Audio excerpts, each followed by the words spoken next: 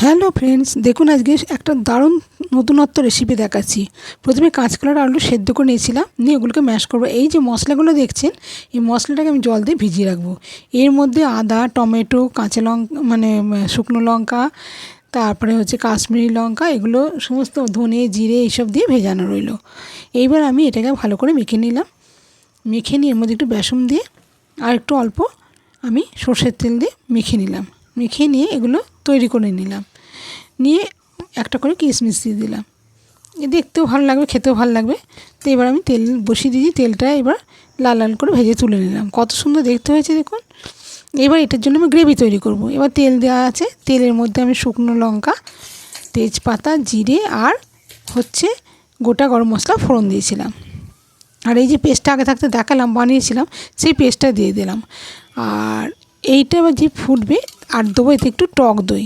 টক দইটা দেওয়ার পর এটা ফুটে গেলেই আমি এগুলো সব দিয়ে দেবো। দিয়ে তারপর আমি খানিকক্ষণ ফুটে গেলে আবার মুখে একটু গরম মশলা আর কসুরি মেথি দিয়ে দেবো।